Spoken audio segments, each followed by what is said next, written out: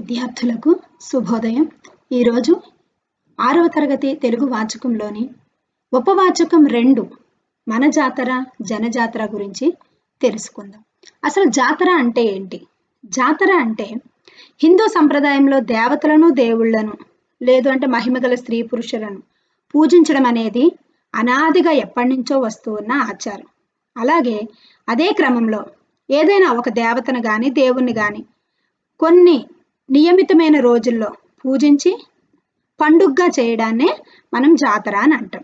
జాతర ఈ పదాన్ని యాత్ర అని కూడా అంటారు. జాతర ప్రకృతి వికృతి యాత్ర. ప్రతి గ్రామానికి ఒక్కొక్క గ్రామదేవత ఉన్న ఈ యొక్క మన భారతదేశంలో లెక్కలేనన్ని జాతరలు ఎప్పుడూ జరుగుతూనే ఉంటాయి. ఆయా ప్రాంతానికి సంబంధించి ఆ యొక్క ఆచార వ్యవహారాలకు సంబంధించి అనేక రకాల జాతరలు జరుగుతూనే ఉంటాయి. ముఖ్యంగా మేడారం సమ్మక్క సారక్క జాతర, పోలమాంబ జాతర, ఇలా లేదు అంటే ఏలూరు గంగమ్మ, పోతురాజు బాబుల జాతర, ఇలా రకరకాల జాతరలు ఆంధ్రప్రదేశ్ కానీ తెలంగాణ కానీ మనం చూసుకుంటే అనేక రకమైన జాతరలు. పైడితల్లి జాతర విజయనగరంలో చూసుకుంటే పైడితల్లి జాతర ఎక్కువగా ఇది బొబ్బుల యుద్ధ సమయంలో తాండ్రపాపరాయుడితో తలపడేందుకు వెళుతున్నటువంటి వాళ్ళ అన్న విజయరామరాజుకు పైడితల్లి సోదరి అని చెప్పుకుంటూ ఉంటారు. వాళ్ళ అన్నని వెళ్ళొద్దు అని ఆమె చెప్పిందంట. అయినా వినకుండా పాపరాయణ చేతిలో వెళ్ళి చనిపోవడం జరిగిందంట. అది తట్టుకోలేక పైడితల్లి చెరువులో దూకి ఆత్మహత్య చేసుకుందంట 17వ శతాబ్దంలో. అందుకే విజయదశమి ముగిసిన వెంటనే తొలి మంగళవారం రోజు పైడితల్లి ఉత్సవాలను నిర్వహిస్తూ ఉంటారు. అలాగే ఒక్కొక్క ప్రాంతానికి సంబంధించి అనేక రకమైన జాతరలు జరుపుకుంటూ ఉంటారు. ఈ రోజు మనం చెప్పుకునేది మన తెలంగాణ ప్రాంతంలో జరుపుకునేటటువంటి సమ్మక్క సారక్కల మేడారం జాతర గురించి మనం ఇప్పుడు తెలుసుకోబోతున్నాం. మన జాతర జనజాతర.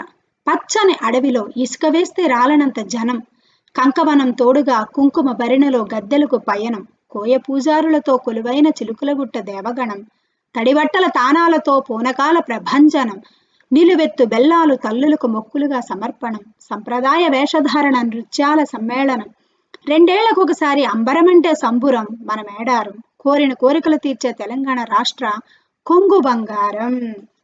ఇది మన ఈ యొక్క తెలంగాణలో జరిగే సమ్మక్క సారక్కల మేడారం జాతర అనేది ప్రపంచంలోనే అతిపెద్ద గిరిజన పండుగ.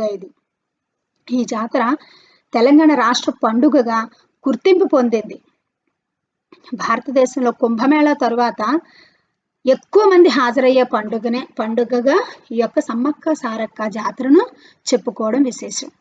వివిధ రాష్ట్రాల నుంచి 10 కోట్లకు పైగా హాజరవుతారంటే ఈ యొక్క సమ్మక్క సారక్క జాతరకు. మన పొరుగు రాష్ట్రాలైనటువంటి ఆంధ్రప్రదేశ్, తెలంగాణ, మన తెలంగాణ రాష్ట్రానికి పొరుగు రాష్ట్రాలైన ఆంధ్రప్రదేశ్, మహారాష్ట్ర, ఇంకా కర్ణాటక, అనేక రాష్ట్రాల నుంచి భారీ ఎత్తున ఈ యొక్క జాతరకు పాల్గొనడం జరుగుతుంది. 2014లో తెలంగాణ ప్రభుత్వం రాష్ట్ర పండుగగా దీన్ని గుర్తించింది. సుమారు 900 సంవత్సరాల చరిత్ర కలిగిన జాతర ఈ జాతర. 1940 వరకు చిలుకలగుట్ట మీద గిరిజనులు మాత్రమే ఈ యొక్క జాతరను చేసుకునేవారు. అయితే 1940 తరువాత తెలంగాణ ప్రజలంతా కూడా ఈ యొక్క జాతరను జరుపుకుంటూ ఉన్నారు. అంటే అంతకుముందు గిరిజనులు, కొండవారికి, కోయ జాతి వాళ్లకు మాత్రమే ఆ పండుగ అనేది అని వాళ్ళు జరుపుకుంటూ ఉండేవాళ్ళు. కానీ ఇప్పుడు తెలంగాణ ప్రజలంతా కూడా అందరూ కలిసి ఆ యొక్క జాతరలో పాల్గొని కుల వర్గాలకు తేడా లేకుండా అందరూ కలిసి చక్కగా చేసుకునే పండుగ ఈ యొక్క సమ్మక్క సారక్కల జాతర. ఇది ముఖ్యంగా 13వ శతాబ్దంలో జగిత్యాలలోని పొలవాసన పాలించే గిరిజన మేడరాజు కుమార్తె అయినటువంటి సమ్మక్క గురించి ఈ యొక్క కథ మొత్తం ఉంటుంది. ఆ సమ్మక్క ఎవరు, ఎలా జన్మించింది, ఆమె ఏ విధంగా గిరిజనులకు సేవ చేసింది, మరి ఏ విధంగా వాళ్ళను రక్షించడానికి వాళ్ళలో చైతన్యాన్ని కలుగు చేసి, అప్పుడు కాకతీయ రాజులు పరిపాలిస్తున్న కాలం అది, వాళ్ళకి కప్పం కట్టాలన్న విషయంలో ప్రజలను తిరుగుబాటు చేసే విధంగా చైతన్యపరుస్తూ ఉన్న క్రమంలో యుద్ధాన్ని ఏ రకంగా ఎదుర్కొని వాళ్ళ పట్ల ధీరవంతగా ఏ విధంగా నిలబడిందో తెలియచేసేదే ఈ యొక్క జాతర, సమ్మక్క సారక్కల మేడారం జాతర. జాతర అంటే జనం ఒక్కచోట గుమికూడడం, కష్టం సుఖం చెప్పుకోవడం. జాతర పదం సంస్కృత పదం యాత్రకు వికృతి రూపం. ఇప్పుడు ఉత్తరాలు, సెల్ ఫోన్లు, రవాణా సౌకర్యాలు ఉన్నాయి. కానీ ఇవేవీ లేని కాలంలో సకల జనం కలుసుకొని మాట్లాడుకునేది జాతరలోనే. పుట్టినా చనిపోయినా ఈ వార్తలన్నీ తెలిసిపోయేది జాతరలోనే. ఊరికి దూరంగా వాగు పక్కనో అడవి మధ్యనో జాతరలు 2-3 రోజులు జరిగేవి. జనం బండ్లు కట్టుకొని వంట సామాగ్రి తీసుకొని పోయి 2-3 రోజులు ఆత్మీయులతో కలిసి కడుపు నిండా మాట్లాడుకుని వచ్చేవారు. మనుషులు కలుసుకోవడం, ఒక ఊరిలో జరిగిన మార్పులు, వింతలు, విశేషాలు మరో ఊరికి తెలియడం ఈ జాతరల వెనుక ఉన్న అసలు ఉద్దేశం. ప్రస్తుతం భారతదేశంలోనే అతిపెద్ద జాతరగా పేరు పొందిన మేడారం గిరిజన జాతర గురించి తెలుసుకుందాం. అంటే జాతరలు అనేవి ఆ రోజుల్లో ఇప్పుడులాగా ఎప్పటికప్పుడు మెసేజ్లు పెట్టుకోవడం, ఫోన్లు చేసుకోవడం, లేదు అంటే వీడియో కాల్ చేసి ఎదురుగా వాళ్ళు మన ముందే ఉన్నట్టుగా చూస్తూ మాట్లాడే ఈ యొక్క సౌకర్యాలు ఆ రోజుల్లో ఉండేవి కాదు. మరి ఆడపిల్లల్ని వేరే ఊర్లకి వివాహానికి ఇచ్చి పంపించేస్తే మళ్ళీ ఆ అమ్మాయి ఎలా ఉందో ఏంటో మళ్ళీ పండగల వరకు తెలిసేది కాదు. కాబట్టి జాతరల పేరుతో జాతరలో జరిగే సందర్భంలో అన్ని ఊర్లు వాళ్ళు బండ్లు కట్టుకొని వచ్చేవాళ్ళు. 2-3 రోజులు అక్కడే వంటకాలు అవి చేసుకుంటూ తినుకుంటూ కష్టం సుఖం మాట్లాడుకుంటూ వాళ్ళ ఊరిలో జరిగిన విశేషాలు మార్పులు ఉంటే వీళ్ళకి, వీళ్ళ ఊరిలో జరిగిన వాళ్ళకి చుట్టాల ద్వారా అందరి విషయాలు తెలుసుకునేవాళ్ళు అనమాట. కాబట్టి అందరూ ఆసక్తిగా జాతర ఖచ్చితంగా వెళ్ళే అలవాటు ఉండేది. జాతర జరిగే స్థలం మరి ఇది ఎక్కడ జరిగేదో చూద్దాం. జయశంకర్ జిల్లా తాడ్వాయి మండలం మేడారం గ్రామం దగ్గర అడవి మధ్యలో చిలకలగుట్ట ఉన్నది. చుట్టూ దట్టమైన అడవి. ఇక్కడ 2 ఏళ్లకు ఒకసారి 3 రోజుల పాటు జాతర జరుగుతుంది. మాఘ శుద్ధ పౌర్ణమి అంటే ఫిబ్రవరి నెలలో మొదలుకొని 3 రోజుల పాటు జరిగే ఈ జాతరనే సమ్మక్క సారక్క జాతర అంటారు. ఇది పూర్తిగా గిరిజన సంప్రదాయ రీతిలో జరిగే జాతర. కేవలం మన రాష్ట్రం నుంచే కాక పొరుగు రాష్ట్రాలైన ఆంధ్రప్రదేశ్, మహారాష్ట్ర, ఛత్తీస్గఢ్, జార్ఖండ్, మధ్యప్రదేశ్ రాష్ట్రాల నుండి కూడా లక్షల మంది భక్తులు వచ్చి మొక్కులు తీర్చుకుంటారు. మరి ఎవరి సమ్మక్క సారక్క? గిరిజనులు దేవతామూర్తులుగా కొలిచి ఆరాధించే సమ్మక్క సారక్కలు ఇద్దరు తల్లి కూతుళ్ళు. గిరిజన హక్కుల కోసం ఎదురు తిరిగి పోరాడిన వీరవనితలు. 12వ శతాబ్దంలో పూర్వపు కరీంనగర్ జిల్లా పొలవాస ప్రాంతాన్ని గిరిజన దొర మేడరాజు పాలిస్తుండేవాడు. గీతలు గీసుకోండి. పొలవాస మేడరాజు పాలించడం. అతడికి సంతానం లేదు. ఒకనాడు వేటకు వెళ్లి అడవిలో పులుల మధ్య ఆడుకుంటున్న చిన్నపిల్లను చూశాడు. దేవుడిచ్చిన వరంగా భావించి ఆ పాపను ఇంటికి తెచ్చి సాదుకున్నాడు గీతగీయడం అంటే పెంచుకోవడం. సమ్మక్క అని పేరు పెట్టుకున్నాడు. చిన్నప్పటి నుంచే సమ్మక్క చెట్ల వైద్యం చేస్తూ తోటి గిరిజనులను రక్షించేది. ఆమెకు మహిమలు ఉన్నాయని, దేవతామూర్తి అని గిరిజనులు భావించేవారు. సమ్మక్క గిరిజన గూడానికి తలలో నాలుకైంది. గీత గీయండి, తలలో నాలుక అయిన పదం ఇలాంటి సొంత వాక్యాలు ఇస్తూ ఉంటారు. అంటే అందరిలో కలిసిపోవడం అన్నమాట. తలలో నాలుకవడం అంటే అందరికీ ఉపయోగకరంగా ఉంటూ అందరిలో కలిసిపోవడం. చెట్ల వైద్యం గీత గీయండి.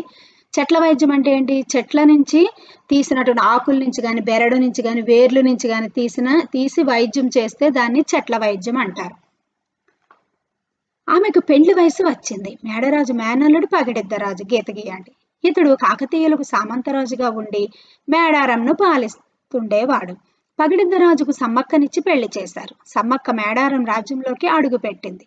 వీరికి నాగులమ్మ, సారలమ్మ అనే 2 బిడ్డలు, జంపన్న అనే కొడుకు పుట్టారు. అంటే 3 సంతానం, 2 కూతుళ్ళు, 1 కొడుకు. సమ్మక్క ప్రజల పక్షం వహించి పరిపాలనలో మార్పులు చేసింది. గిరిజనుల కోసం ఎన్నో సంస్కరణలు ప్రవేశపెట్టింది. ప్రజల బాగోగులు స్వయంగా తెలుసుకున్నది. మహారాణులంటే మేడల్లోనే ఉంటారు, ప్రజలకు కనిపించరు. కానీ మేడారం మహారాణి సమ్మక్క మాత్రం ఎప్పుడూ ప్రజల మధ్యనే ఉండేది. చూడండి, ఆమె అసలు ఈయనకి ఆ యొక్క పగిడిద్దరాజుకు మేడరాజుకు సంతానం లేదు. సంతానం లేకుండా ఒకరోజు అడవిలోకి వెళ్ళినప్పుడు పులుల మధ్యలో అమ్మాయి ఉన్నా సరే పులులు ఆమెను ఏమీ చెయ్యలేదండి. చూడండి, ఆమెను తెచ్చుకున్నాడు, పెంచాడు, పెద్ద చేశాడు. వివాహ వయసు వచ్చినాక అతని మేనల్లుడే అయినటువంటి పగిడిద్దరాజుకి ఇచ్చి పెండ్లి చేశాడు. ఆయన ఈ పగిడిద్దరాజు మేడారాన్ని పరిపాలించేటటువంటి సామంతరాజు. అంటే కాకతీయులు మొత్తం చక్రవర్తిగా పరిపాలించేటటువంటి ఆ సంస్థానం, ఆ రాజ్యంలో చిన్న చిన్న రాజ్యాలకు రాజుల్ని సామంతరాజులు అంటారు. వాళ్ళ అండర్లో ఈ రాజులు పరిపాలిస్తూ ఉంటారు. అంటే వీళ్ళు ట్యాక్స్ అంతా వాళ్ళకే కట్టాలి, వాళ్ళ కింద వీళ్ళు పని చేయాలన్నమాట. కాకతీయ రాజులు ఏలుబడిలో వీళ్ళు పరిపాలిస్తూ ఉన్నారు. ఆ సందర్భంలో వీళ్ళిద్దరికీ కూడా 3 సంతానం కలిగారు. ఈమె ఆ రాజ్యంలో అడుగుపెట్టి ఎన్నో సంస్కరణలు గీత గీయండి, సంస్కరించడం అంటే మార్పులను తీసుకొని రావడం. సమాజంలో కూడా ఎంతో మంది సంఘ సంస్కర్తలను మనం చూస్తూ ఉన్నాం. తర్వాత ఆర్థిక వ్యవస్థల సంస్కరణలు చేస్తూ ఉంటారు.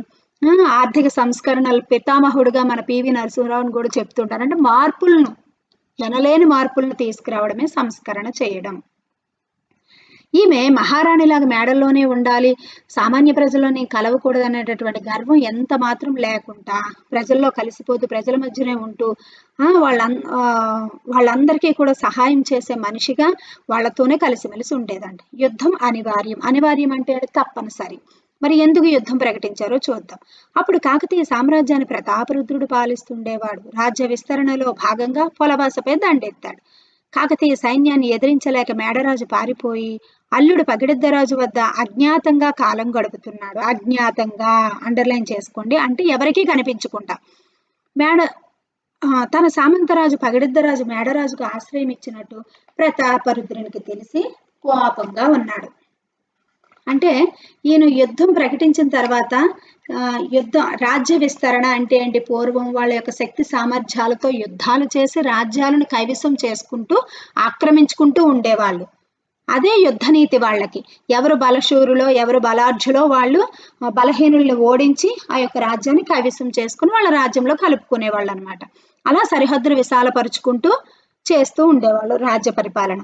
మరి వాళ్ళ మామగారి మీద ఎప్పుడైతే దండెత్తాడో, అల్లుడి దగ్గరికి వెళ్ళి ఎప్పుడైతే తలదాచుకున్నాడో అది విని మరి కాకతీయుల సామంతరాజు కదా ఆయన, అందుకు ఆ యొక్క పగిడిద్దరాజు మీద కోపం పెంచుకున్నాడంట.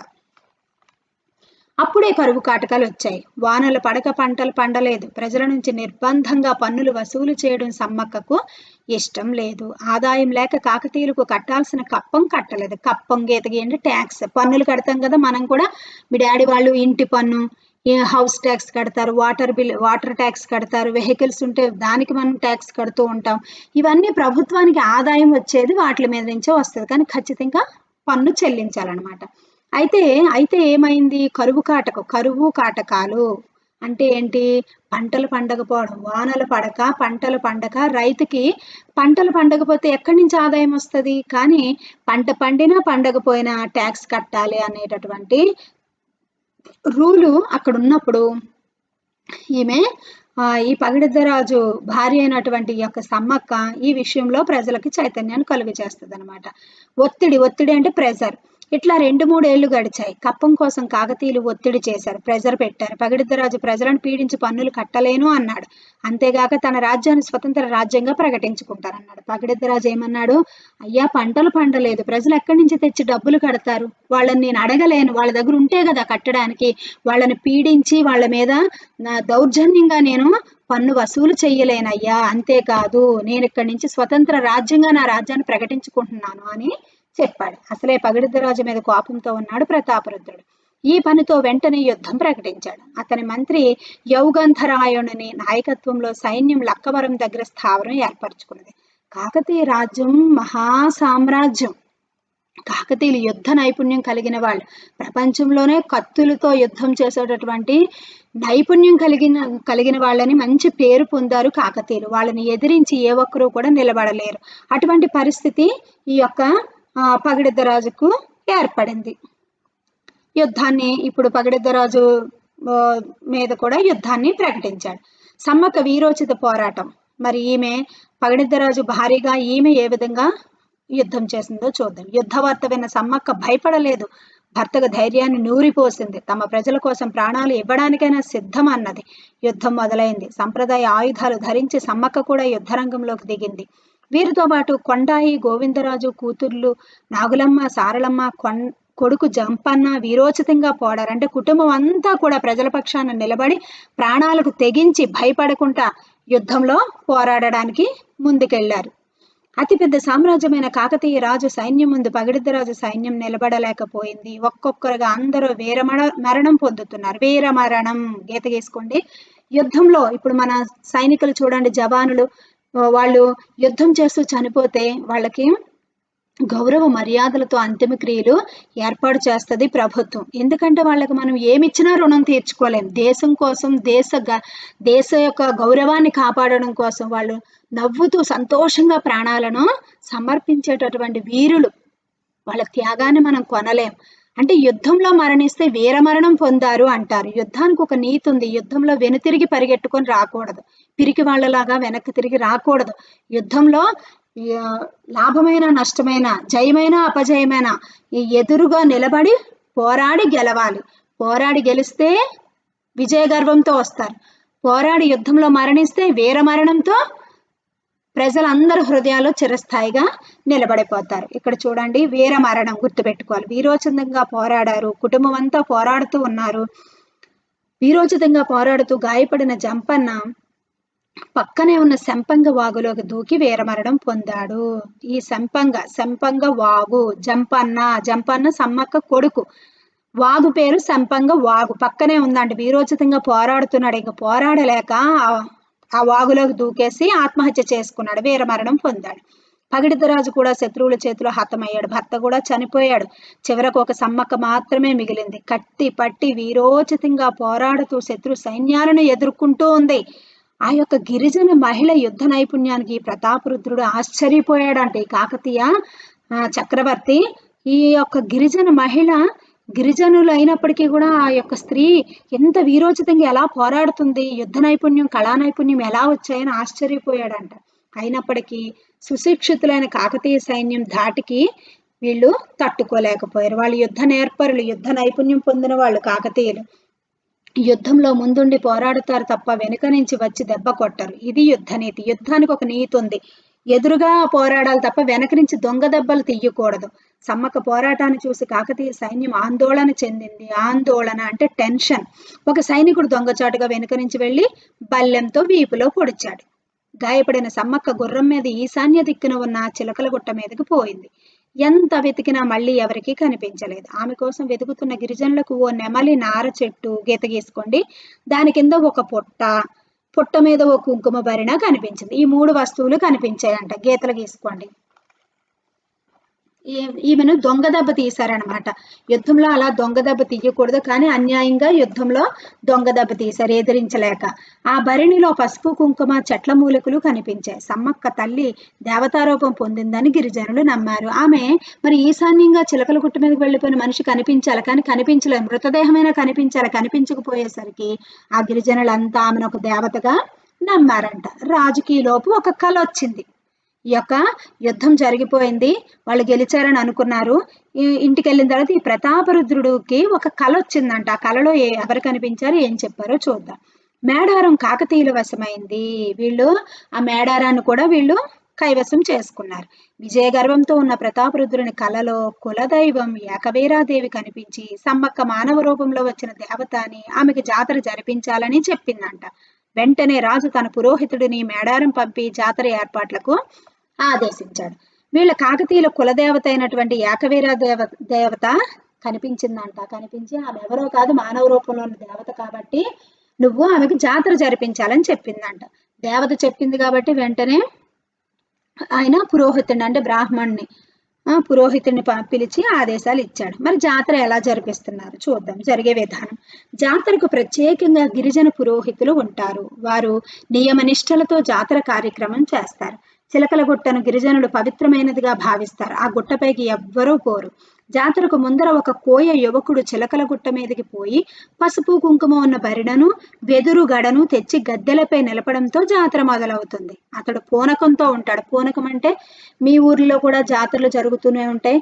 వాళ్ళు పూనకం వచ్చినట్టుగా, పూనకంతో అంటే దేవుడు వాళ్ళ మీదకి వచ్చి మాట్లాడతారు అని అంటూ ఉంటారు. సమ్మక్క గాయపడ్డ చోటును తల్లి గద్దె అని, సారళమ్మ వీరమరణం పొందిన చోటును పిల్ల గద్దె అని అంటారు. ఈ తతంగాన్ని దేవతలను ఆహ్వానించడం అంటారు. తరువాత భక్తులు గద్దెలను దర్శించుకోవడం మొదలవుతుంది. 3వ నాడు దేవతల వన ప్రవేశంతో జాతర ముగుస్తుంది. జాతర మొత్తం 3 రోజులు జరుగుతుంది. 2 సంవత్సరాలకు ఒకసారి ఈ యొక్క జాతర అనేది జరుగుతుంది. మరి మొక్కులు, అమ్మవారికి మొక్కులు ఏ విధంగా సమర్పిస్తారు? భక్తులు వివిధ రకాలుగా మొక్కులు చెల్లించుకుంటారు. ఈ జాతరలో బెల్లాన్ని బంగారం అంటారు. భక్తులు నిలువెత్తు బంగారాన్ని అమ్మవారికి చెల్లించుకుంటారు. అంటే తమ బరువుకు సరిపోయిన బంగారాన్ని కొని అక్కడ పంచి పెడతారు. నిలువెత్తు బంగారం అంటే ఏంటి? పెద్ద ఆ, ఆ, తూచేటటువంటి త్రాచు లాంటిది ఉంటుంది. ఇప్పుడు ధాన్యం బస్తాలు అవి కొలుస్తారు, తూస్తారు కదా, అలాంటిది చాలా పెద్దది. అందు మీద ఒకవైపు వాళ్ళు కూర్చుంటే వాళ్ళ బరువుకి సరిపోయేటటువంటి బెల్లం ఎన్ని కేజీలు అయితే పడుతుందో పక్కన పెడతారు. రెండు ఈక్వల్ అయినాక అంత బెల్లాన్ని సమర్పిస్తారన్నమాట. దాన్నే నిలువెత్తు బంగారం అంటారు. బెల్లాన్నే ఇక్కడ బంగారం అంటారు అనమాట సమ్మక్క సారక్క జాతరలో. అంతేకాకుండా ఒడి బియ్యం, తల వెంట్రుకలు వేయడం, వెదురు తొట్టె కట్టడం, కోడెలను కట్టేయడం ద్వారా తమ మొక్కులు చెల్లించుకుంటారు. వందల సంవత్సరాల చరిత్ర ఉన్న ఈ జాతర 1940 నుండి ఎక్కువ ప్రాచుర్యంలోనికి వచ్చింది. 1996 సంవత్సరం నుండి ప్రభుత్వం ఈ పండుగను అధికారికంగా నిర్వహిస్తున్నది. తెలంగాణ రాష్ట్రం ఏర్పడిన తరువాత ఈ పండుగకు మరింత ప్రాచుర్యం ఏర్పడింది. ప్రాచుర్యం అంటే ప్రాధాన్యత. పర్యావరణాన్ని రక్షించడం. మరి మనం జాతరలో పండుగలు జరుపుకుంటున్నారు, కరెక్టే. కానీ మన చుట్టూ ఉన్న పర్యావరణాన్ని మనం జాతరల పేరు మీద మనం కలుషితం చేసుకోకూడదు, పాడు చేసుకోకూడదు. ఏ మతమైనా సరే, హిందువులే కాదు, ముస్లింలు, క్రైస్తవులు, వాళ్ళు ఎలాంటి మహాసభలు పెట్టుకున్నా, ఎలాంటి ఉద్యోగ కూడికలు పెట్టుకున్నా, ఇలాంటి హిందువులైతే జాతరలు చేసుకున్నా, మనం నివసించే పర్యావరణాన్ని మనం కాపాడుకోవాల్సిన బాధ్యత మనకుంది. ప్రతి ఒక్కరి మీద ఈ బాధ్యత ఉంది, చిన్నపిల్లల మొదలుకొని ముసలి వాళ్ళ వరకు. మరి ఎలా కాపాడుకోవాలి? మానవ మనుగడకు, అభివృద్ధికి ప్రకృతి ఎంతో ముఖ్యం. చెట్లు, గుట్టలు, వాగులు, వంకలు, ఏర్లు, వీటిని కాపాడుకోవాల్సిన బాధ్యత మన మీద ఉంది. ప్రకృతి అంటే మన చుట్టూ ఉన్న ఈ చెట్లు, కొండలు, గుట్టలు, వాగులు, ఇవి లేకుంటే వర్షాలు ఉండవు, వనరులు ఉండవు, కరువులు వచ్చి ప్రజలు ఇబ్బందులు ఎదుర్కొంటారు. ఇప్పుడు ప్లాస్టిక్ వాడకం ఎక్కువైంది.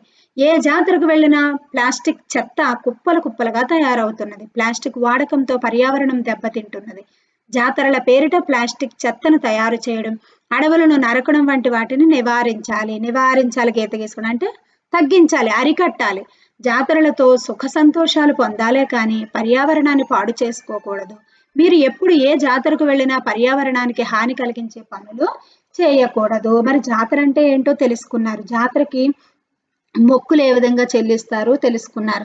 కానీ మరి మీరు కూడా మీ యొక్క గ్రామాల్లో కానీ, మీకు తెలిసిన వాళ్ళ గ్రామాలకు కానీ జాతరలకు వెళుతూ ఉంటారు. మరి మనం జాతరలకు వెళ్ళినప్పుడు కానీ, లేదంటే పెద్ద పెద్ద మీటింగులకి, క్రైస్తవులు, ముస్లింలు అయితే పెద్ద పెద్ద మీటింగ్స్కు పెడుతూ ఉంటారు. లక్షలాది మంది అక్కడ హాజరవుతూ ఉంటారు. జాతరలు కూడా లక్షలాది మంది వస్తూ ఉంటారు. మనం ఏ మతానికి సంబంధించినప్పటికీ కూడా అంతమందిని కూడుకున్నప్పుడు మనం వాడే వస్తువులు ఎక్కడవక్కడ తిని పడేయడం కానీ, స్వచ్ఛ భారత్ను గుర్తు చేసుకోవాలి, పర్యావరణాన్ని కాపాడుకోవాలి, చుట్టూ చెత్త వేయకుండా, ముఖ్యంగా ప్లాస్టిక్ మీద మనకి అవగాహన ఉండాలి. విద్యార్థులకి, తెలియలేని వాళ్ళకి, చదువుకోలేని వాళ్ళకి, గ్రామాల్లో ఉన్న వాళ్ళకి మనమే చెప్పాలి. ఎక్కడ పడితే అక్కడ చెత్త వేసేయడం, ప్లాస్టిక్ కవర్లు కుప్పల కుప్పలుగా వేసేయడం, ఇలా చేయడం వల్ల ప్లాస్టిక్ అనేది ఎన్ని సంవత్సరాలన్నా అది భూమిలో కరగదు. అది మీకు తెలుసు. కరగకపోవడం వల్ల దానివల్ల భూమి అనేది చాలా పాడవడం అనేది జరుగుతూ ఉంటుంది. కాబట్టి ప్లాస్టిక్ని పూర్తిగా నివారిస్తూ, ప్లాస్టిక్కి దాని యొక్క స్థానంలో వేరొక అంటే మట్టిలో కలిసిపోయేటటువంటివి వస్తువులను మనం వాడడానికి అందరినీ మనం అందరిలో చైతన్యాన్ని కలుగ చేయాలి. ప్లాస్టిక్ కు బదులుగా అనేక రకాల వాళ్ళు, సంస్థల వాళ్ళు ముందుకు వచ్చి అనేక పదార్థాలతో, అంటే మట్టిలో కలిసిపోయేటటువంటి హానికరం లేనటువంటి పదార్థాలతో ఎన్నో తయారు చేస్తున్నారు. ప్లాస్టిక్ తోనూ, లేదు అంటే మనకి వేస్ట్గా ఉండే పదార్థాలతో తయారు చేస్తూ ఉన్నారు. అటువంటి వాటిని ఎక్కువగా మనం ప్రోత్సహించాలి. విద్యార్థులు కూడా ప్లాస్టిక్ వాడకాన్ని తగ్గించాలి. దానివల్ల కలిగే పర్యావరణానికి కలిగే నష్టాలు మీరు తెలుసుకొని, తెలియని వాళ్ళకి మనం చెప్పి, మన నిజ జీవితంలో కూడా ప్లాస్టిక్ని మనం కూడా వాడుకుంటాం. మన దగ్గర నుంచే ప్రారంభించాలి. కాబట్టి విద్యార్థులు ఈ పాఠం విన్న తర్వాత జాతర గురించి తెలుసుకున్నారు. అంత మాత్రమే కాకుండా ఇలాంటి జాతరలు కానీ, మన నిజ జీవితంలో కానీ ప్లాస్టిక్ వాడకం మీద అవగాహన తెలుసుకొని, మీ నిజ జీవితంలో ఎప్పటి నుంచే ప్లాస్టిక్ వాడకూడదు అనేటటువంటి ఒక నిర్ణయాన్ని మీరు ఈ రోజు నుంచే తీసుకొని, ప్లాస్టిక్ స్థానంలో మన యొక్క పర్యావరణానికి హాని కలిగించలేని పదార్థాలతో వాడే వస్తువులను వాడడానికి తీర్మానం చేసుకొని, మీకు తెలిసిన విషయాన్ని అనేక మందికి తెలియచేసి పర్యావరణాన్ని కాపాడాలని కోరుతూ, కాపాడడం మన బాధ్యతను గుర్తు చేస్తూ సెలవు. మీకు పారాగ్రాఫ్ మోడల్కి కొన్ని నేను ఇక్కడ మీకు ఇస్తూ ఉన్నాను. ఇవి మోడల్కి మాత్రమే. పారాగ్రాఫ్ ఇస్తారు. ఉపవాచకం నుంచి మీ ప్రశ్నలు జవాబులు పెద్ద పెద్దవి ఉండవు, కానీ ఉపవాచకం మీకు చదవడం రావాలి. చదివి వాళ్ళు అడిగినట్లుగా అర్థం చేసుకొని వాళ్ళు అడిగినట్లుగా ప్రతిస్పందించి సమాధానాలు రాయాల్సి ఉంటుంది. కాబట్టి పారాగ్రాఫ్ ఇచ్చి మీకు ప్రశ్నలు ఇచ్చి జవాబులు రాయమంటే మీరు వెతికి రాయాలి. ఒక్కొక్కసారి 5 ప్రశ్నలు తయారు చేయండి అని కూడా అడుగుతూ ఉంటారు. మీకు ముందు అది చదవడం రావాలి. చదివి ఆలోచించి ప్రశ్నలు కూడా తయారు చేయడం రావాలి. కాబట్టి మోడల్కి నేను ఇస్తున్నాను. మీరు ఇంకా చిన్న చిన్న పారాగ్రాఫ్స్ అన్ని చదివి 5 ప్రశ్నలు తయారు చేసుకోవడం మీకు అలవాటు